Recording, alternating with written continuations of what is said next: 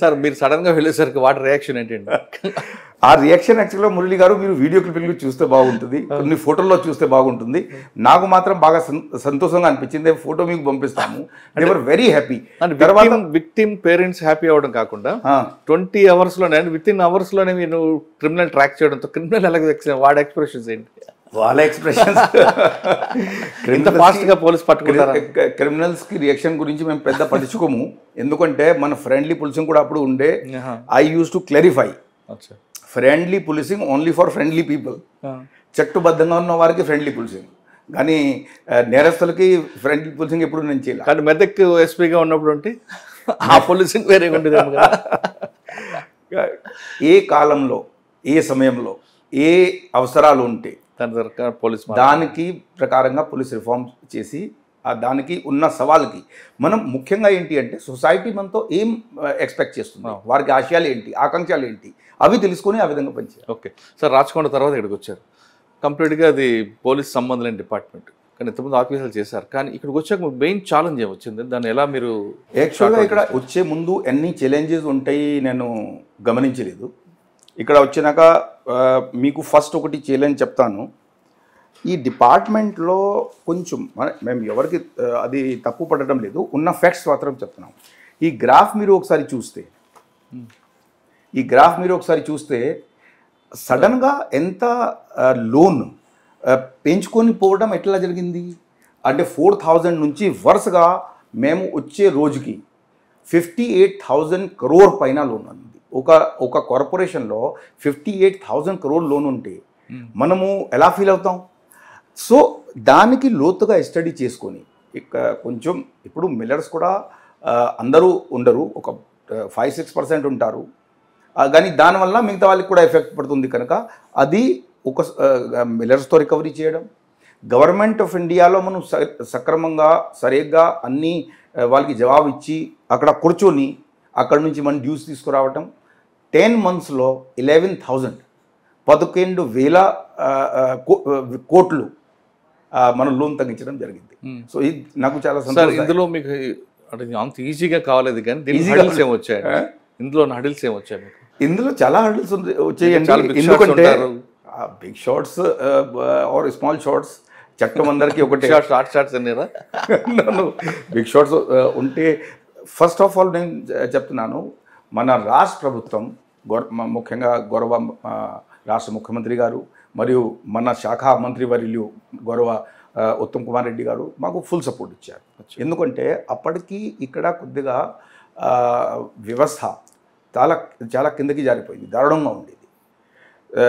ఇష్టం వచ్చినట్టుగా అలొకేషన్స్, ఒక వ్యక్తికి మోడర్న్ మిల్ ఉంటే వాళ్ళకి ఒక గింజ కూడా ఇవ్వకపోవడం, ఒకరికి మిల్ కాగితాల్లో ఉంటే లేకపోతే 2 ton మిల్ ఉంటే వాళ్ళకి వేలాది టన్ ఇవ్వడం.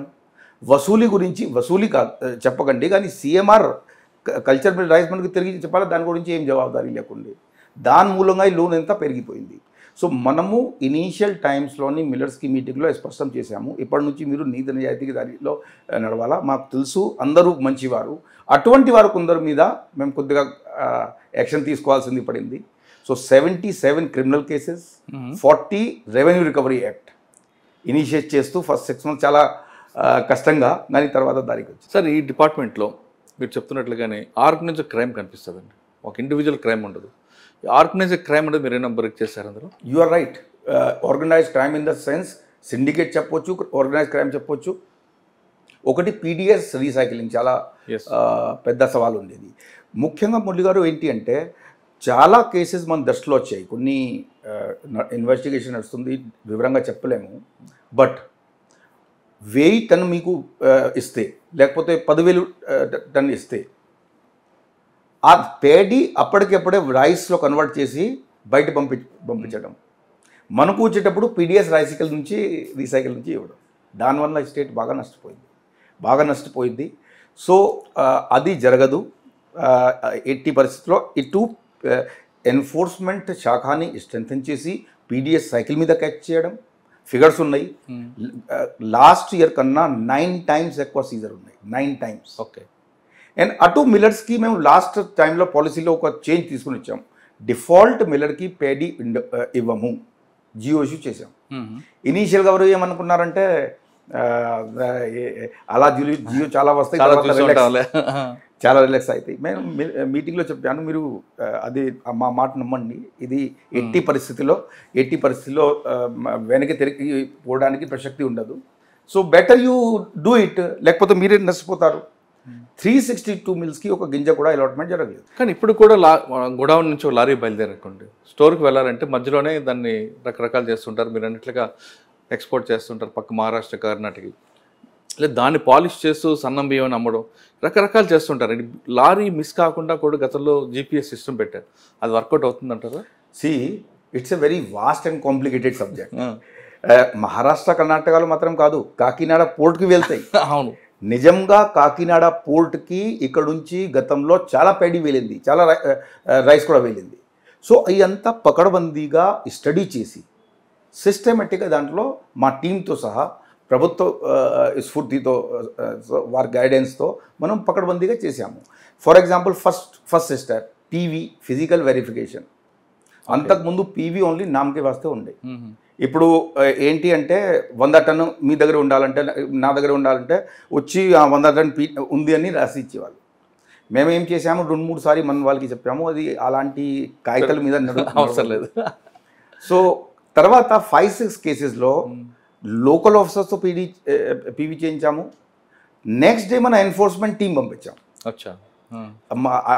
అండ్ రాష్ట్ర ప్రభుత్వం కూడా మేము యాక్చువల్గా రుణపడి ఉన్నాము దట్ మేము చెప్పంగానే గౌరవ ముఖ్యమంత్రి గారు కేబినెట్లో అది చేసుకొని 30 మంది పోలీస్ ఆఫీసర్ కూడా మనకు ఇవ్వడం జరిగింది. దాంతోపాటుగా ఒక రిటైర్డ్ SP గారు ఆఫీసర్ ఉన్నారు, అంతకుముందు కర్నల్ గారు ఉండే. So next day enforcement rate జరిగేది. ఎన్ఫోర్స్మెంట్ వారు కరెక్ట్ లెక్క ఇచ్చిన తర్వాత నేను వారితో వారు నీ లెక్క ఇది ఎప్పుడు ఏం చేయమంటారు.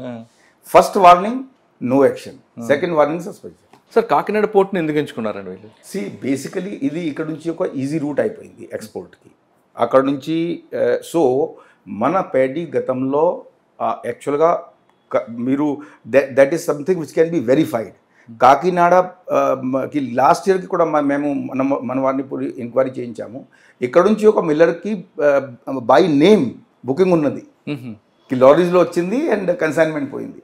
సో కాకినాడ ఎందుకంటే వన్స్ యూ రీచ్ కాకినాడ తర్వాత అక్కడ నుంచి మాయమైపోతుంది, బికాస్ పోర్ట్లో వెళ్ళిన తర్వాత ఎక్కడైనా పంపవచ్చు. అంటే కాకినాడని ఎందుకు వాళ్ళు ఎంచుకున్నారు? నియరెస్ట్ పోర్ట్ చెన్నై కూడా ఉంది కదా, ఎందుకంటే చెన్నై కూడా ఉంది మన దగ్గర. చెన్నై ఉంది, చెన్నైకి మొత్తం అది క్రాస్ చేసుకుని పోవాలి కదా. సార్ రైస్ మీద మీరు ఫోకస్ చేస్తారు, PDS మీద. ఇంకా బ్యాగ్స్ ఉంటాయి, గండి బ్యాగ్స్, దాంట్లో కూడా స్కామ్ ఉంటుంది ఇందులో. ఫస్ట్ మోస్ట్ ఇంపార్టెంట్ వాజ్ ఇది ఎన్ఫోర్స్ చేయడం దట్ మేము మీకు పేడీ ఇస్తే ఒక్కొక్క గింజాకి మేము అకౌంట్ తీసుకుంటాం, డిఫాల్టర్స్కి ఇవ్వము. సో ఇప్పుడైతే 362 డిఫాల్టర్స్ లాస్ట్ సీజన్ ఉంది, వాళ్ళు ఎంత చేసినా దాంట్లో ప్రభుత్వ సహకారం పూర్తిగా ఉండే.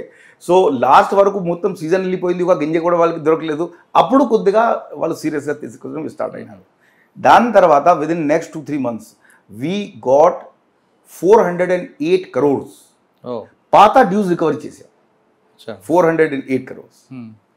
సో అది that was the first thing. తర్వాత కొన్ని చోట్లలో అసలు ఆశ్చర్యంగా ఉండేది పరిస్థితి. ఒక చోట్లో పాషా మేళాలో రేడ్ చేస్తే అక్కడ మన TG సివిల్ సప్లైస్ కార్పొరేషన్కి స్టాంప్ ఉంది, స్టెన్సిల్స్ ఉన్నాయి, అంతా సీల్ ఉన్నది. వాళ్ళు ఏం చేస్తారు అంటే ఆ రైస్ తీసుకొని ఆ బ్యాగ్ పెట్టుకొని దాంట్లో కార్పొరేషన్కి సీల్ పెట్టుకొని ట్రాన్స్మిట్ చేస్తున్నారు. వారిని పట్టుకున్నాము, ఏ మిల్లర్కి కన్సైన్మెంట్ పంపిస్తారో వారిని పట్టుకున్నాము. సో అలాంటి చాలా కేసెస్ చేయడం జరిగింది. దానివల్ల PDS కంట్రోల్లో ఉంది, నిర్మూలించినామని చెప్పడం లేదు, బట్ కంట్రోల్ అయింది. సార్ మీ డిపార్ట్మెంట్ నుంచి స్కామ్స్ మీద కంట్రోల్ చేస్తున్నారు, కానీ రైతులకి ఎలాగ అవేర్నెస్ తీసుకొస్తున్నారు, రైతులకి ఎలా సపోర్ట్ చేస్తున్నారు? అది ముఖ్యం మనకు ఇక్కడ.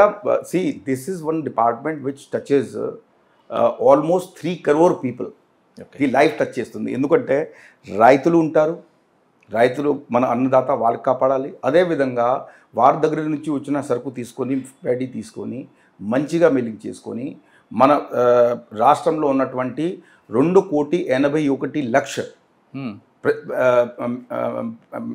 ప్రజలకి అందజేయాలి.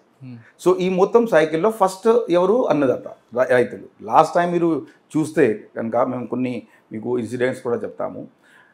70-80 సెంటర్స్ నేను స్వయంగా విజిట్ చేశాను. ఓకే, 70-80 సెంటర్ డైరెక్ట్ సెంటర్లో పోయి అక్కడ ఫార్మర్తో మాట్లాడడం, ఈ స్టాఫ్తో మాట్లాడడం, సర్ప్రైజ్ చెక్ చేయడం, ఏదైతే ప్యాడీ వెళ్తుందో కరెక్ట్గా ఉందా లేదా, మన కాంటా కరెక్ట్గా ఉందా లేదా, ఇదంతా చూసి ఫార్మర్స్తో ఎప్పుడైతే మనం మాట్లాడడం మొదలు పెట్టాము, వారు చెప్పాను ఎవరైనా తప్పు చేస్తే హెల్ప్ లైన్ నెంబర్ ఉంది దానికి చేయండి. అప్పటి నుంచి last time farmers help line నెంబర్కి యూజ్ చేయడం మొదలుపెట్టారు. తర్వాత ఆ రిజిస్టర్లో 2 days క్రితం ఎవరైతే ఇచ్చారో వారికి కాల్ చేసి అనుభవాలు ఎలా ఉన్నాయి అది చెక్ చేయడం. అచ్చా. సో మీకు పేమెంట్ అందిందా లేదా, ఏమన్నా ఇబ్బంది, అది వీడియో కూడా ఉంది, పంపిస్తాను. అంటే మీరు డైరెక్ట్ గ్రౌండ్ రిపోర్ట్కి వెళ్తారు, ఆఫీసులో కూర్చొని గ్రౌండ్ రిపోర్ట్ తీసుకుని దాని ప్రకారం మీరు ఇక్కడ కానీ పులిస్లో కానీ మీకు అలవాటేది. సో మా అలవాటే. గ్రౌండ్లో పోకపోతే సిస్టంలో మనం పకడ్బందీగా చేయలేము.